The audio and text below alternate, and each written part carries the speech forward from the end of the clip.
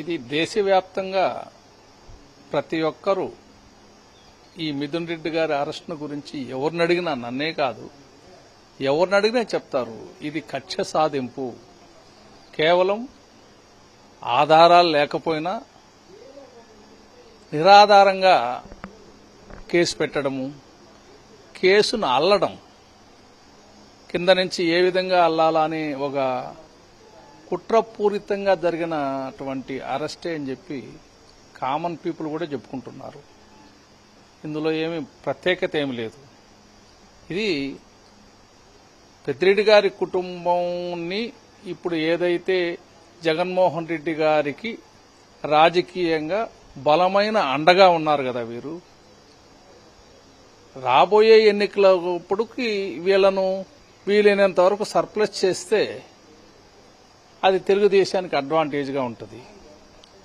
వీళ్లను ఏ విధంగా మనం ఇబ్బంది పెట్టాలా, ఫైనాన్షియల్గా ఇబ్బంది పెట్టాలా, రాజకీయంగా ఇబ్బంది పెట్టాలా, ఇవన్నీ కూడా ఒక పథకం ప్రకారం జరిగేటివని రాజకీయ నాయకులే కాదు అన్ని పార్టీలో చెప్పుకుంటున్నారు. నేను చెప్పడం వైఎస్ఆర్ పార్టీ అనే కాదు, కామన్ పీపుల్ కూడా ఇదే మాట్లాడుకుంటున్నారు.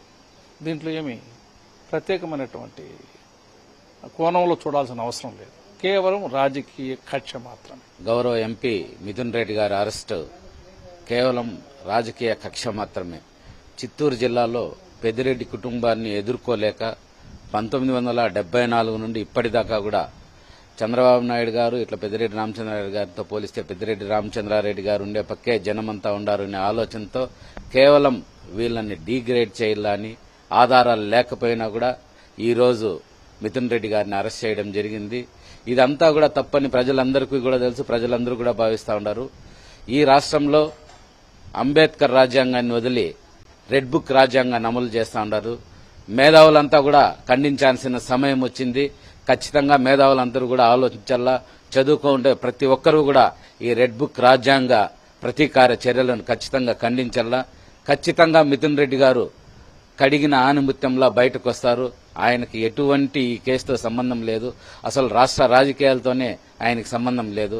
ఎంపీగా 3 సార్లు రాజంపేటని ఎంతో అభివృద్ది చేసిన ఆయన్ని కేవలం పెద్దిరెడ్డి గారి కుటుంబాన్ని కక్షపూరితంగా ఇరికించాలనే కుట్రతో మిథున్ రెడ్డి గారిని ఈ రోజు ఇరికించడం జరిగింది. దీన్ని మేము తీవ్రంగా ఖండిస్తున్నాం. మిథునన్న ఈ రాష్ట్రంలో బలమైన రాజకీయ నాయకుడిగా జగనన్నకి దగ్గరగా అండదండలు ఉన్నాడని, ఇతన్ని వీక్ చేస్తే జగనన్న కూడా వీక్ అవుతాడనే భావనతో ఇతని మీద, అంటే ఎవరి మీదైనా ఇతను గెలవగలిగే పరిస్థితుల్లో ఉన్నాడు. ఎందుకంటే పెద్ద పెద్దోళ్ల మీదనే ఎక్సీఎంలు, పార్టీ అధ్యక్షుల మీదనే, బీజేపీ పార్టీ అధ్యక్షుల మీదనే ఇతను ఎంపీగా గెలిచినాడు.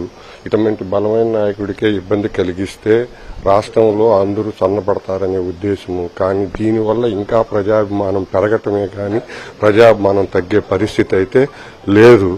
ఇదంతా ఏమి జరిగినా తొందరలోనే దీనికంతా ఒక ముగింపు వస్తుంది. ఇట్లాంటి అరెస్టులు ఇట్లాంటివన్నీ తెలియనాటివేం కాదు. ఈ రాజకీయాల్లో పోరాటం చేయాలనే ఉద్దేశంతో రాజకీయాల్లోకి వచ్చిన వాళ్ళు ఎప్పుడు ఇటు పోరాటాలకు భయపడే ప్రసక్తే లేదు. రాబోయే కాలంలో సరైన గుణపాఠం ఇటు అన్నిటికీ పడతాది. మిథున్ అరెస్ట్ ని తీవ్రంగా ఖండిస్తున్నాను. రాష్ట్రంలో రెడ్ బుక్ రాజ్యాంగం నడుస్తుంది. ఇక్కడ ప్రజాపాలన గాడి తప్పింది. మొత్తం సూపర్ 6 అనే హామీలతో, మోసపూరిత హామీలతో అధికారంలోకి వచ్చి ఈరోజు వైసీపీ నాయకులు వేధించే పనిగా ఒక పని పెట్టుకుని అక్రమ కేసులు బనాయిస్తూ అందరినీ వేధిస్తున్నారు. అదేవిధంగా రాయలసీమలో బలమైన నాయకుడు మిథున్ రెడ్డి, ఆయన్ని రాజకీయంగా ఎదుర్కోలేక ఎన్నో విధాలుగా అతన్ని మొన్న ఎంపీగా ఓడేయాలని ప్రయత్నం చేశారు. వీళ్ళ కుటుంబంలో రామచంద్రన్ అయితే ద్వారకనాథ్ రెడ్డి అయితే ముగ్గురిని ఓడేయాలని గట్టి ప్రయత్నం చేశారు. చంద్రబాబు నాయుడు దాంట్లో విఫలమైనాడు. ఏదో ఓర్వలేక ఇప్పుడు ఏదో ఒక తప్పుడు కేసులు బనాయించి ఎటువంటి ఆధారం లేకపోయినా తప్పుడు కేసులు పెట్టి జైలు వేసేందుకు చట్టం అనేది ఆయన చుట్టంగా అనుకుంటున్నాడు. అదంతా లేదు. త్వరలో జగనన్న వస్తే ఆయనకి ఎలా ఉంటుందో రేపు 2.0 అనేది తెలుస్తుంది. తప్పుడు కేసులు పెట్టే వల్ల అతనికే నష్టం జరుగుతుంది. ఈయన మిథునన్న కడిగిన ముత్యంమార్గ రేపు బయట వస్తాడు. ఆయన క్లీన్ చిట్ తో బయట వస్తాడని అరెస్టుని మేము తీవ్రంగా ఖండిస్తున్నాము. ఇది ప్రజాస్వామ్యబద్దమైనది కాదు. ఒక బలమైనటువంటి నాయకుడిని అరెస్టు చేసినంత మాత్రాన వైఎస్ఆర్సీపీ వైఎస్ఆర్సీపీ పార్టీని బలహీనపరిచినట్టు కాదు. రాయలసీమ జిల్లాల్లో ఒక బలమైన కుటుంబంలో జన్మించినటువంటి మిథున్ రెడ్డి గారిని అరెస్ట్ చేస్తే పార్టీని అంతో ఇంతో వీక్ చేయొచ్చు అనే ఉద్దేశంతో ఈనాటి కూటమి ప్రభుత్వం కుట్రబన్ని ఆయన అరెస్ట్ చేయడం జరిగింది. కానీ ప్రజాస్వామ్య దేశంలో ప్రజాస్వామ్యబద్దంగా ఉన్నటువంటి చట్టాలు రేపు నిజానిజాలని బయటికి తీసి మిథునన్న కడిగిన ముత్యంలాగా మళ్ళా ప్రజాసేవలోకి వస్తాడని, ప్రజలకు అండగా ఉంటాడని, ప్రభుత్వం చేసేటటువంటి ప్రజా వ్యతిరేక విధానాల్ని ఆయన మరలా తన గొంతు ద్వారా ప్రశ్నిస్తాడని మేమందరం కూడా ఆశాభావాన్ని వ్యక్తం చేస్తాం.